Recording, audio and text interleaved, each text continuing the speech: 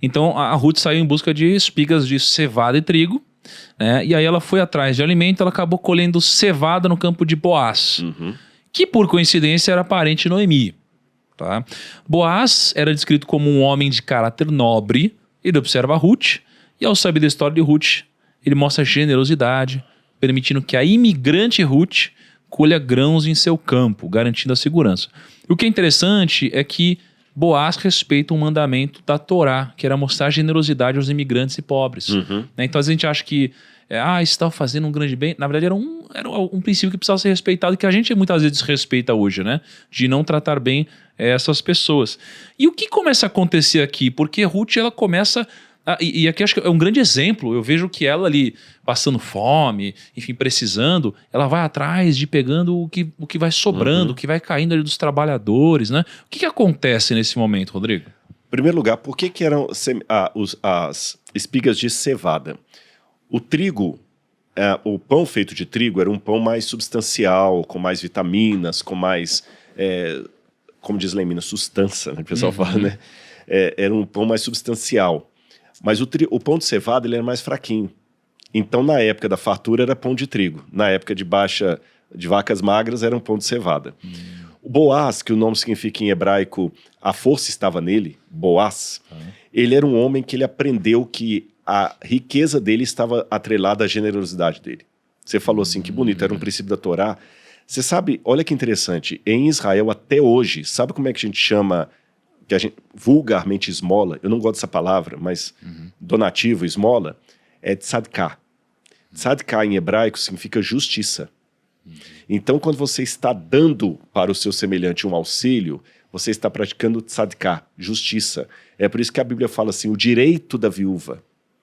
Quando traduz o direito do órfão, você é obrigado por Deus. Veja bem, para que o Grupo Primo funcione aqui, existe uma série de tributos que você tem que pagar para o governo. Você tem IPTU desse prédio, você tem INSS de uma coisa e de outra, algumas coisas é isento, de outras não, mas você quer funcionar, é assim. Pois entendamos que perante Deus nós também temos um tributo com o nosso semelhante. E a nossa prosperidade está atrelada também ao quanto eu consigo doar. E aí agora eu vou fazer uma provocação. Se no primeiro momento eu falei de você provocar o excesso para investir no futuro, agora é um pouco mais profundo. Provocar o excesso para ajudar o semelhante. O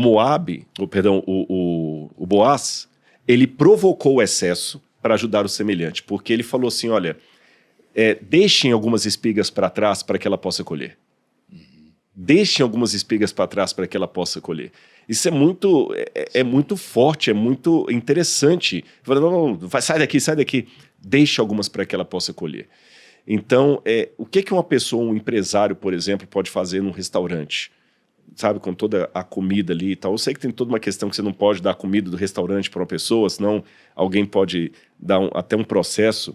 Mas alguma coisa eu posso fazer. Então, tem que provocar o excesso do que eu ganho para investir no futuro da minha família, e eu tenho que provocar o excesso do que eu ganho para ajudar meu semelhante. E aí Boaz faz isso porque ele é um cara de Deus, né? Com certeza. Assim... E detalhe, a fome ainda não tinha passado. Quando elas regressam para Belém, ainda estavam vivendo o período da crise. A crise não tinha passado, ela tinha diminuído, mas não tinha passado. Ou seja, se Boaz estava ali, estava próspero, dava para o marido de Noemi ter ficado lá também, Elimeleque ter ficado lá também e não ter saído. Então já começa a enxergar um pouco de que a gente começou o podcast falando sobre o que origina uma crise. E aqui a gente está falando sobre como agir durante a crise. Boaz estava passando por uma crise. Na verdade, Boaz não. A conjuntura era de uma crise. Ele estava em meio a uma crise. Mas Boaz estava prosperando. E o que Boaz ele fazia? E, além de ser um homem com caráter de Deus, ele era esse cara que tinha princípios de Deus. Como, por exemplo, deixar para trás uma parte dos excessos para que ele pudesse servir os pobres e as pessoas estavam precisando. Agora, talvez o Boaz também teria um problema. Tá. Porque a Bíblia não diz claramente, mas dá a entender que ele era um homem ou viúvo sem filhos ou solteiro. Sim, ou que nessa idade e com tanta prosperidade... Era para anunciar pelo menos os filhos dele. Então tem algumas possibilidades. Tá. O Boaz teve filhos também que morreram. Tá bom. E talvez ele também era um vitimado da situação. ou ele não chegou a ter filhos e esposa, o que também o tornava um vitimado. Porque veja, se Abraão lá atrás, próspero, sofria problemas por não ter filho, imagina Boaz, próspero, não tendo filho nem mulher. Será que não pode ter outra possibilidade de Boaz ele ser um cara que não teve a bênção de Deus com nenhuma esposa? Porque ele é muito cuidadoso ali quando chega a hora de ele poder fazer alguma coisa ou não com a Ruth. Né? E ele respeita os princípios ali ao pé da letra.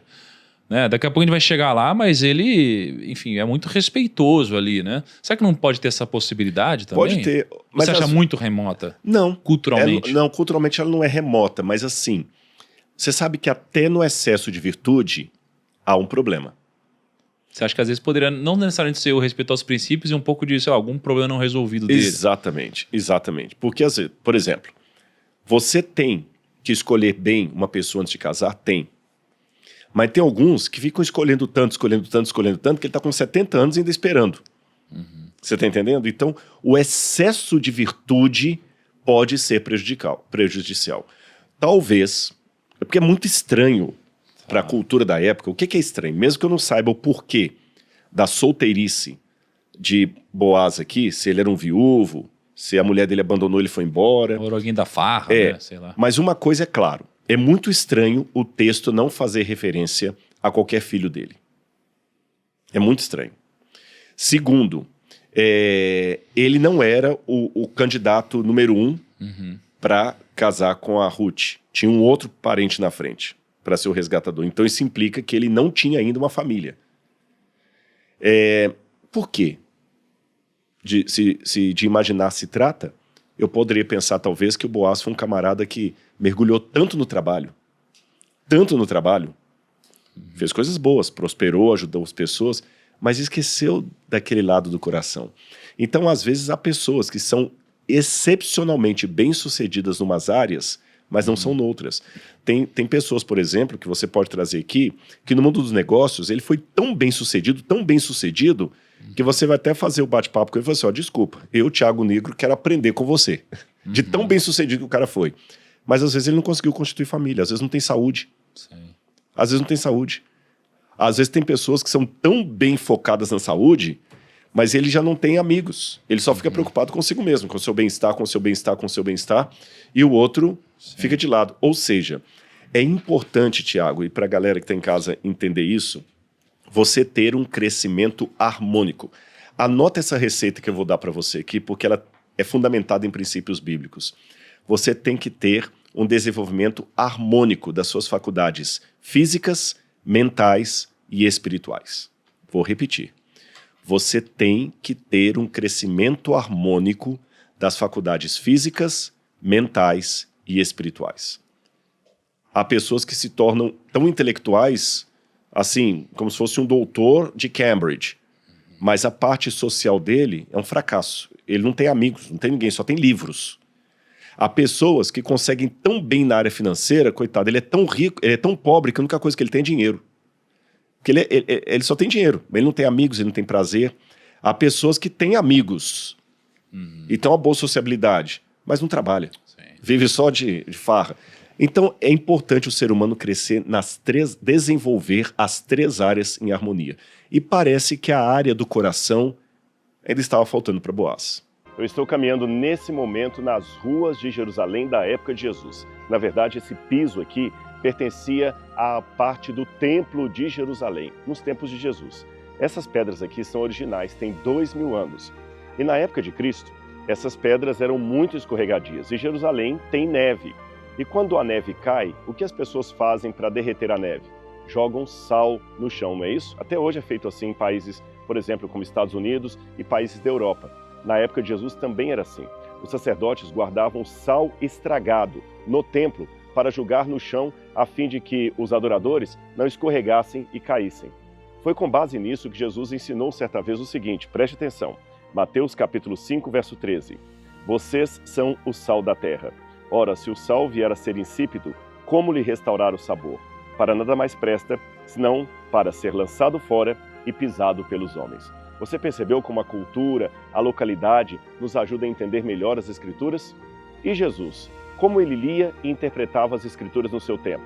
Quer saber o método de estudo da Bíblia feito pelo próprio Jesus? Então fique comigo num evento especial, clique aqui e participe. Eu aguardo você.